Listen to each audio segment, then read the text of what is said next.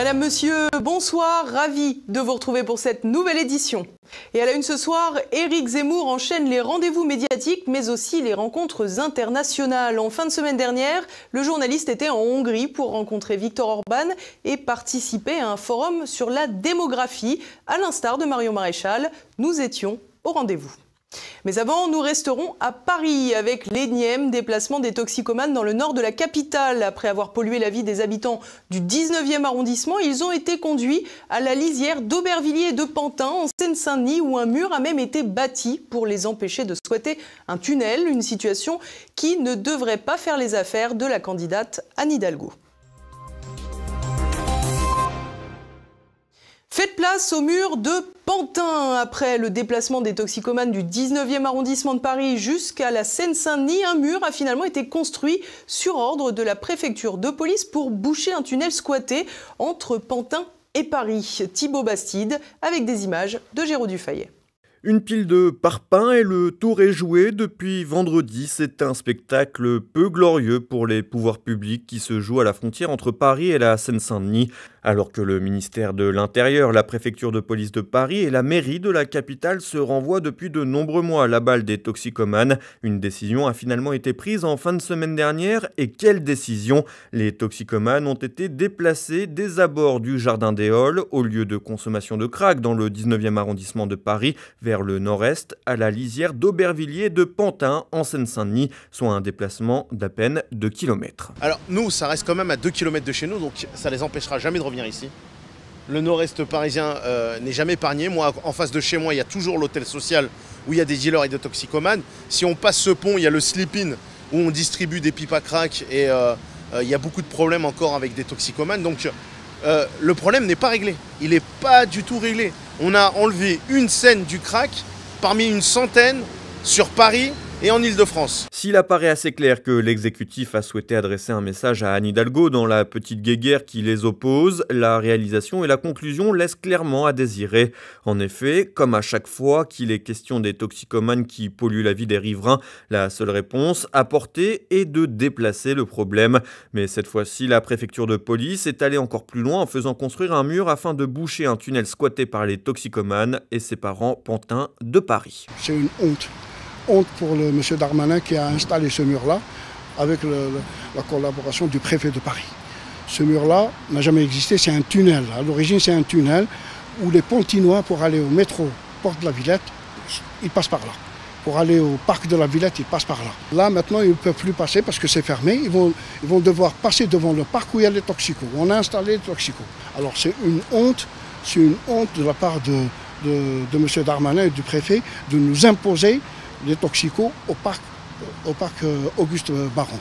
Si les autorités ont assuré qu'il s'agissait de soulager la pression subie par les habitants, mais aussi de sécuriser le tunnel du passage Forceval, l'initiative n'a pas fait que des heureux, loin de là. Venus constater les dégâts, plusieurs riverains ont vivement critiqué la construction de ce mur. Certains n'ont d'ailleurs pas hésité à le comparer au mur de Berlin.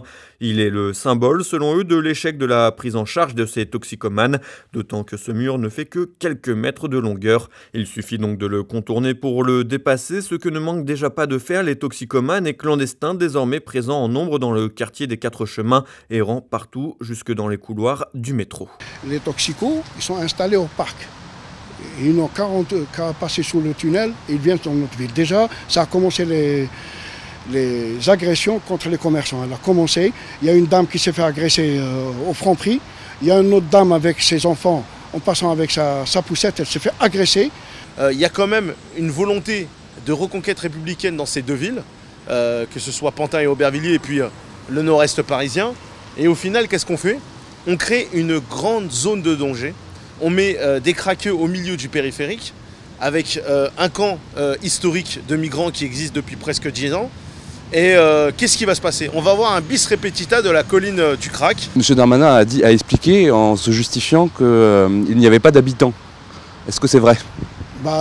Faites un tour, vous allez voir qu'il y a des cités du côté Aubervilliers et la Nationale 2 aussi, qu'il n'y a que des habitants. On est à quoi? À 50 mètres de Porte de la Villette. Ce quartier est l'un des plus pauvres de France où se mêlent délinquance, trafic de drogue et de cigarettes et prostitution. Un cocktail explosif auquel on ajoute donc un nouvel ingrédient aux plus grandes dames des habitants. C'est pas Boboland ici. Nous, on est une toute petite classe moyenne qui essayons de survivre au milieu des difficultés multiples. On est au carrefour de toutes les immigrations, on a toutes les difficultés, toutes les fragilités. Et c'est dans cette espèce de leucémie, de cancer généralisé dans lequel on injecte encore un problème pire que tout. Alors on en a marre de déporter les scènes de Rosa Parks à Porte-la-Chapelle, de Porte-la-Chapelle à Stalingrad, de Stalingrad au Pont Riquet. Et c'est toujours les mêmes zones, c'est toujours le nord-est parisien qui est infecté. Pour nous, c'est le mépris de M. Darmanin, le mépris de M. le préfet de Paris, le mépris. De quoi faire hurler le maire de Pantin, le socialiste Bertrand Kern, lequel a expliqué que ni lui ni le maire d'Aubervilliers, Karine Franclet, n'avaient été consultés au préalable. Le maire de Pantin a sollicité un rendez-vous en urgence à Jean Castex pour trouver une meilleure solution, une demande pour le moment sans réponse. À défaut, les autorités ont simplement justifié une décision temporaire, comme à chaque fois est-elle un symbole d'un sempiternel recommencement. Les toxicomanes sont revenus à 2 pas de leur premier campement, la fameuse colline du Crac. Et alors que la situation dans la capitale devient de plus en plus explosive dans certains quartiers, le maire de Paris, Anne Hidalgo, pense pouvoir briguer l'Élysée, une candidature qui prend déjà l'eau. Le point avec Vincent Moulier. La candidature présidentielle d'Anne Hidalgo patine. Officiellement candidate depuis une dizaine de jours, l'édile de Paris est bien forcée de reconnaître que la France n'est pas la capitale en plus grand. En effet, à peine officialisée, la candidature du maire de Paris à l'élection présidentielle s'écroule déjà à 4% d'intention de vote, un score encore plus faible que Benoît Hamon en 2017. Une belle prouesse qui s'explique sans doute en partie par les dernières sorties d'Anne Hidalgo. Dans la droite ligne de sa guerre contre les automobilistes parisiens, la socialiste propose ni plus ni moins d'étendre son terrain de jeu. Elle considère que la limitation de vitesse à 130 km/h, c'est beaucoup. Fin de citation. Elle propose donc de ne plus dépasser les 110 km/h. Un nouvel exemple du leitmotiv d'Anne Hidalgo, la chasse aux automobilistes. Chantier interminable, pistes cyclables à contresens, rues subitement interdites, le maire de Paris redouble d'idées pour que les franciliens se résignent à laisser leur véhicule de côté. Et si certains préfèrent en rire, en citant Michel Audiard, « Conduire dans Paris, c'est une question de vocabulaire », des vidéos montrant le SAMU et les pompiers coincés dans les embouteillages parisiens ne font, elles, plus rire du tout. L'explosion de la rue de Trévis en 2019, où 4 personnes ont perdu la vie et 66 ont été blessées, est également un scandale qui colle à la peau du maire de Paris. En effet, un rapport a établi la responsabilité de la mairie dans la catastrophe. Un sentiment d'abandon qui se lie aussi dans l'explosion de l'insécurité dans la capitale. La délinquance a considérablement augmenté depuis l'arrivée d'Anne Hidalgo. Les vols à la tire ont explosé de 684%. Par ailleurs, l'inaction de la mairie face à l'explosion de toxicomanes dans certains quartiers du nord de Paris rend la vie des riverains épouvantable. Des Parisiens qui, eux, ne devraient pas se laisser duper comme l'immense majorité des Français. D'ailleurs, en guise de sondage, le dernier livre de l'édile, à peine 1000 exemplaires vendus.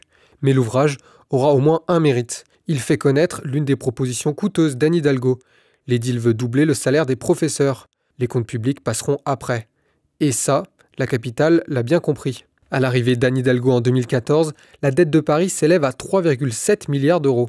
Aujourd'hui, le compteur affiche 7,7 milliards d'euros selon Bercy. 4 milliards d'euros de plus en 8 ans, qui font donc 4% à la présidentielle. Et malgré des finances en piteux état, les investissements dispendieux se poursuivent. 1,45 milliard d'euros en 2021, un véritable puits sans fond. Mais si l'argent magique coule à flot, les missions essentielles à la capitale passent visiblement à côté du porte-monnaie. De la voirie, Anne Hidalgo ne s'occupe que des chantiers. Les nids de poules, eux, éclosent partout, mettant en danger jusqu'aux petits protégés du maire, les vélos. Les ambitions de végétalisation ont donné lieu à une véritable zadification de la capitale, l'écologie permettant souvent de justifier les zones laissées en friche par manque d'entretien. Les rues sales de Paris sont parsemées de barrières de chantier, commencées et jamais terminées, à l'image de la fuite en avant dans les finances. Anne Hidalgo affiche donc une action accablante dans la capitale. Et si l'édile bénéficie de réels soutiens parisiens dans les catégories sociales supérieures, soucieux d'avoir un vernis écolo, la popularité d'une Anne Hidalgo au-delà du périphérique et des métropoles semble bien incertaine, à l'image des 4% prévus pour le moment. Des 4% qui pourraient créer des remous au sein du Parti socialiste. Car si Olivier Faure a témoigné son soutien à l'édile de Paris, certains vieux briscards du mouvement commencent à maugréer devant les sondages. À croire qu'en plus d'anéantir Paris, Anne Hidalgo pourrait aussi achever le parti. Éric Zemmour Zemmour est partout. À peine libéré par le CSA de ses engagements sur CNews, le journaliste pas encore candidat à la présidence de la République enchaîne déplacements et plateaux TV. En fin de semaine dernière, Éric Zemmour était en Hongrie pour rencontrer le Premier ministre et participer à un sommet sur la démographie. Marion Maréchal était également de la partie. Nos correspondants, eux, étaient sur place. La pré-campagne d'Éric Zemmour a-t-elle connu un tournant en Hongrie ? Toujours est-il que celui qui n'est pas encore officiellement candidat peut désormais se réjouir d'avoir été reçu par un chef de gouvernement en exercice, en l'occurrence Viktor Orban, connu au-delà de ses frontières pour son opposition à l'immigration illégale. Convié à prendre la parole lors du sommet démographique de Budapest, Éric Zemmour a eu l'occasion d'exposer devant une assemblée des plus favorables ses conceptions habituelles sur les questions migratoires et démographiques. Nous avons une population africaine, arabo-musulmane très importante et qui a une natalité beaucoup plus exubérante que la population de souche. En gros, les femmes algériennes, tunisiennes, marocaines ont en moyenne entre 3 et 3,5 enfants par femme et les Turcs ont à peu près 3 enfants par femme. Ce qui est amusant, si j'ose dire, c'est qu'elles ont plus d'enfants chez nous que chez eux. Donc, vous voyez, on a une situation qui est explosive sur le plan démographique, qui fait qu'aujourd'hui, nous avons à peu près 20% des enfants qui ont un prénom musulman.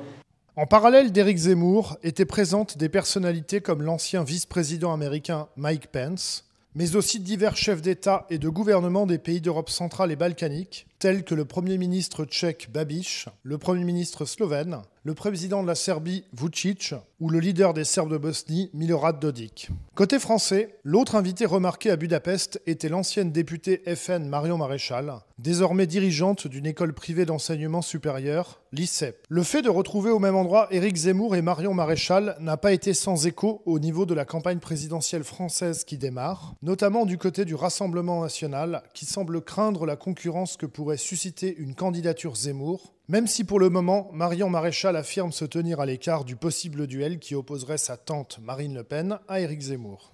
Au demeurant, ces invitations de Budapest en direction de figures de la droite identitaire française ne sont pas le fruit du hasard. En effet, depuis mars 2021, le Fidesz, le parti de Viktor Orban au pouvoir en Hongrie, a été poussé à quitter le PPE au Parlement européen. On retrouve au sein du PPE les formations de la droite classique telles que la CDU allemande ou les Républicains français. Libéré de ses obligations et en recherche de nouveaux partenariats à l'échelle européenne, le Fidesz hongrois ne se prive désormais plus de s'afficher avec des personnalités marquées comme identitaires. On remarque que cette tendance est croissante en Europe centrale et orientale, dont les gouvernements se retrouvent de plus en plus en rupture avec les dirigeants d'Europe occidentale au sujet des questions identitaires et sociétales. Quelques semaines plus tôt, en Pologne, le Forum économique de Karpacz réunissait plusieurs milliers d'invités venus principalement de Pologne et d'Europe centrale, mais également d'ailleurs. L'eurodéputé RN Nicolas B, coprésident du groupe ID au Parlement européen, figurait également parmi les invités, tout comme l'était par exemple le député En Marche, représentant les Français de l'étranger de la région. Ici, en Pologne, en Basse-Silésie, eh bien, nous sommes rassemblés avec un certain nombre de nos alliés ou de ceux avec qui nous pourrons travailler demain, un peu partout en Europe, des députés européens, qui partagent la même vision d'une Europe qui doit respecter les nations et les peuples, qui doit être capable de relever les grands défis de demain, le défi migratoire, le défi démographique. Si du côté des personnalités de la droite identitaire française, l'intérêt de figurer lors de telles réunions est de crédibiliser leur stature internationale, du côté des centres européens, l'objectif est clairement de briser l'isolement dont il faut l'objet de la part des libéraux et autres partisans de l'immigration qui sont ultra dominants en Occident. Je pense que le groupe de Visegrad, en tant que structure géopolitique, est capable de faire preuve d'une réelle coopération régionale. Pour renforcer encore cette coopération interétatique, il nous faut nous concentrer sur les domaines où nous nous entendons le mieux.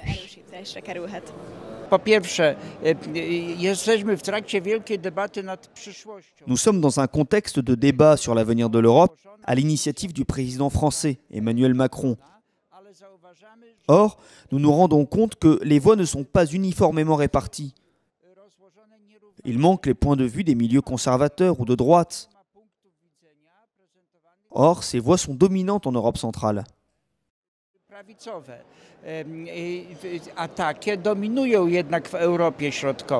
Cette semaine, Marion Maréchal poursuivra sa tournée centre-européenne en se rendant en Pologne, à l'invitation du collège Intermarium, qui organise un colloque au sujet de la cancel culture, ou culture de l'annulation. À la différence de son déplacement à Budapest, il ne devrait toutefois pas y avoir d'interférence de la campagne présidentielle française, et Marion Maréchal ne devrait cette fois être sollicitée qu'au sujet du développement des partenariats internationaux de son établissement d'enseignement supérieur. Et c'est aussi l'occasion de revenir sur le dernier sondage publié par Harris Interactive où les intentions de vote chavirent. Selon l'étude, le polémiste atteindrait désormais 13% des votes, un chiffre qui démontre une réelle dynamique pour une personnalité pourtant pas encore officiellement candidate. Du côté de la droite parlementaire, Xavier Bertrand semble le plus compétitif avec 14%, 2 points de plus que Valérie Pécresse. L'ancien commissaire européen Michel Barnier recueille quant à lui 8% d'intention de vote. Dans l'hypothèse où ce dernier serait le candidat des Républicains, Éric Zemmour obtiendrait alors 14%. L'autre progression affichée par ce sondage est également celle du candidat insoumis, Jean-Luc Mélenchon. Il est crédité de 13%, un score revigoré visiblement grâce aux lumières médiatiques avec le débat contre Éric Zemmour.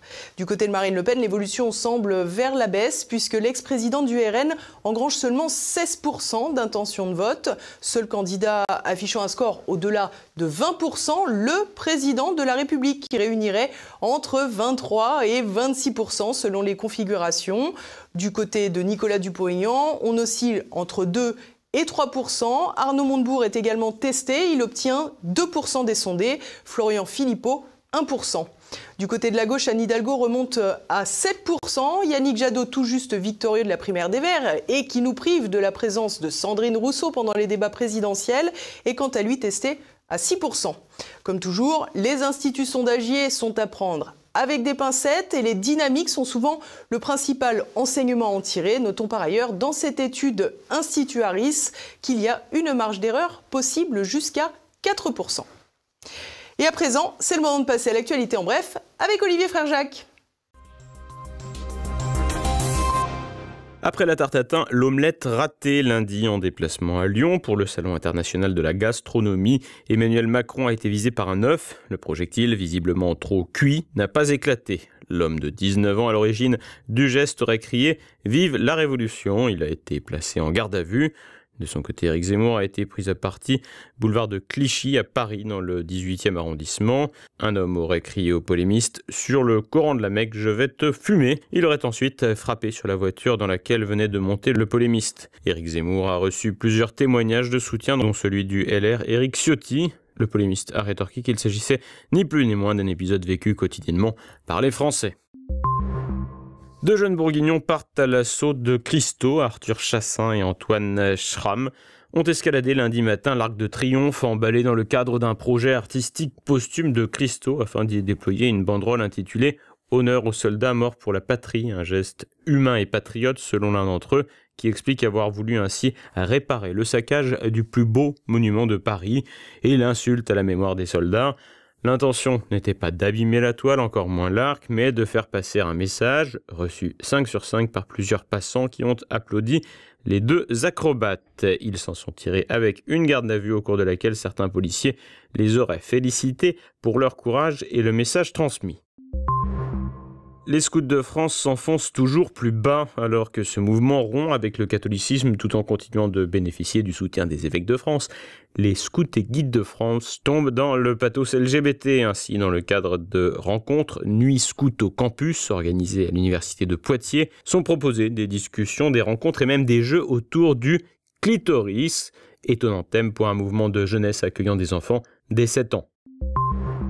Le violeur de la forêt de Sénart revient devant les tribunaux. Aïssa Zerouati, condamné en première instance à 20 ans de prison pour 32 faits de viol entre 1995 et 2000, est jugé en appel à partir de ce mardi. Cet ancien chauffeur de bus de 46 ans, résident à Corbeil-Essonnes, utilisait à chaque fois le même mode opératoire, simulant une panne de sa mobilette, avant de se jeter sur ses victimes sans jamais ôter son casque de moto à visière fumée, empêchant toute identification. Confondu plus de 15 ans après les faits par des traces ADN, il continue aujourd'hui de clamer son innocence.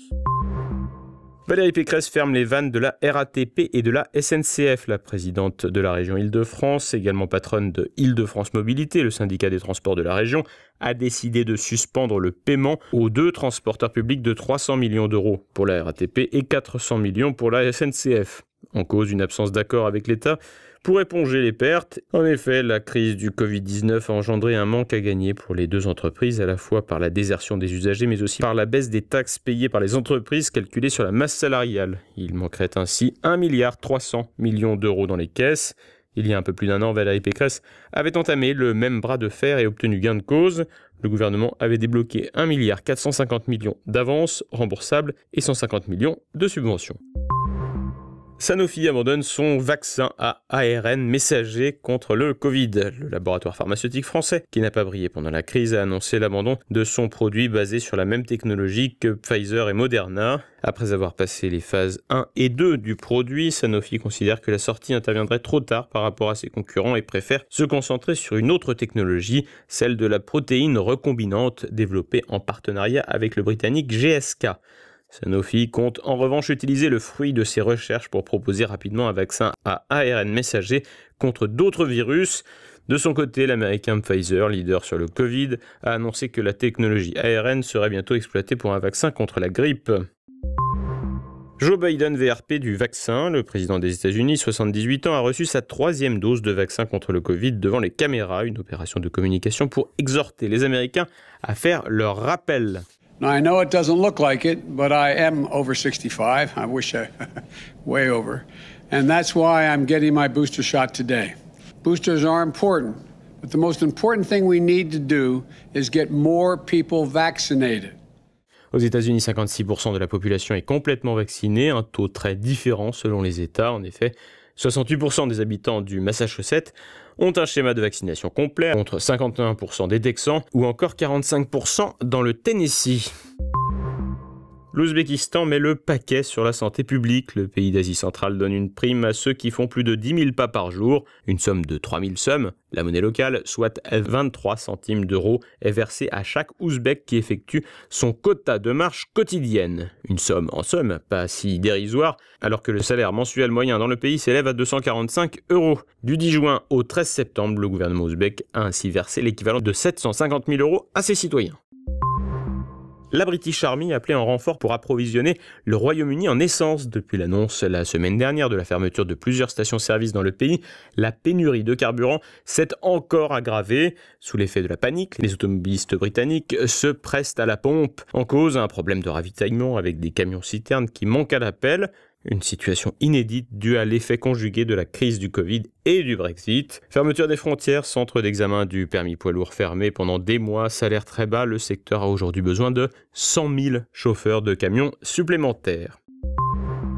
R. Kelly, coupable de trafic sexuel, le chanteur américain de 54 ans, connu pour son tube mondial I Believe I Can Fly, était jugé depuis plus d'un mois pour extorsion, exploitation sexuelle de mineurs, enlèvement, corruption et travail forcé sur une période allant de 1994 à 2018. Déjà en détention provisoire, R. Kelly ne connaîtra sa peine de prison que le 4 mai 2022. Il risque la prison à vie. Et voilà, on arrive déjà à la fin de cette édition. Dans un instant pour le Zoom du jour, Gabriel Privat nous présente son 2e roman, Le 3e exil, sur Napoléon, l'esclavagisme et le communautarisme. Chez certains, qui s'érigent en porte-parole de tout leur groupe, sans se préoccuper de savoir s'ils sont représentatifs ou non, il y a visiblement une volonté de revanche. Une volonté de revanche, une volonté un petit peu hargneuse, qui là n'a plus rien à voir avec la charité chrétienne, qui se mélange avec un militantisme politique hérité du marxisme, dans sa variante trotskiste, telle qu'on l'a connue en France à partir des années 70-80. Et c'est un mélange un peu détonnant, parce que le militantisme marxiste ou gauchiste n'a pas à l'origine grand chose à voir avec le combat antiraciste qui lui-même dérive là dans une espèce de démarche hargneuse qui n'a plus rien à voir avec une volonté d'origine de défense des droits ou contre les discriminations.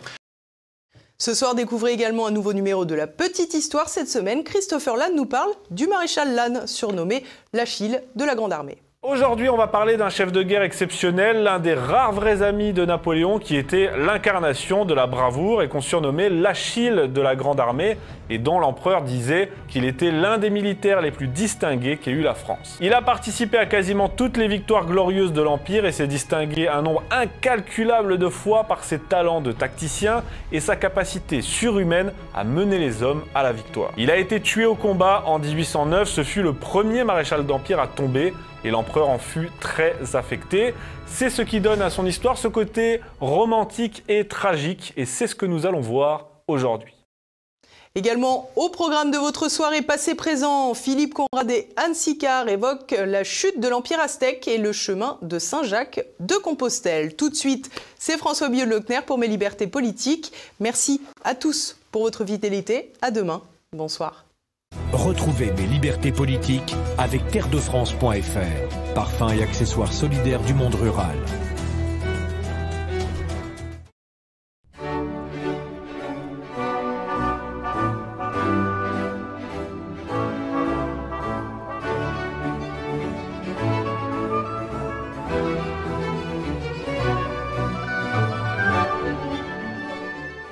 Votre petit dernier collectionne les figurines de Spider-Man et autres Batman. Votre neveu ne peut passer une semaine sans se déguiser en Superman. Eh bien, j'ai le regret et la tristesse infinie de vous annoncer qu'une fois de plus, il va falloir ouvrir grand les écoutilles et changer de programme parce que ces personnages incontournables de l'univers des cours de récréation pourraient bien, à leur tour, devenir les nouveaux héros de la propagande LGBT. À chacun de décider s'il faudra continuer à visionner sur le téléviseur familial les aventures de Batman, Spider-Man ou autres Superman. Man. Quelle horreur! Si vous avez quelques restes d'anglish, vous vous souviendrez qu'un man, c'est un homme. Ah! Enfer et damnation, mais man ou homme en français, mais c'est insupportable. Et oui, forcément, des gars musclés, courageux, qui fendaient le ciel pour défendre la veuve et l'orphelin, c'était décidément trop macho-genré. Cela véhiculait à la vitesse supersonique d'une voiture de sport des clichés stéréotypés. Il fallait donc tout changer. Première nouveauté pour Robin, ou Robin. Le jeune alter ego de Batman. Vous savez, le gars qui a le même costume, mais en rouge et vert, genre Robin des Bois des temps modernes. Eh bien, Robin est gay, figurez-vous. Dans le dernier numéro de la revue relatant les aventures de Batman, on voit le dit Robin se rendre à un rendez-vous avec un garçon. Un certain Bernard qui l'aurait sauvé lors d'un précédent épisode. Nul doute que dans quelques mois, après cette révélation fracassante, nous aurons une mise en scène sur l'écran de l'idylle entre Batman et Robin. Le prochain sur la liste, c'est Superman. Lui aussi va faire sûrement son coming out, comme on dit, dans les prochaines semaines. Il paraît que les fans sont ravis. Pour Spider-Man, je n'ai pas encore de confirmation, mais je suis l'info et soyez-en sûrs, dès que j'ai le tuyau, vous serez les premiers prévenus. TV Liberté a toujours été, est toujours et sera toujours la télévision la mieux informée du monde. Je vous souhaite une excellente soirée.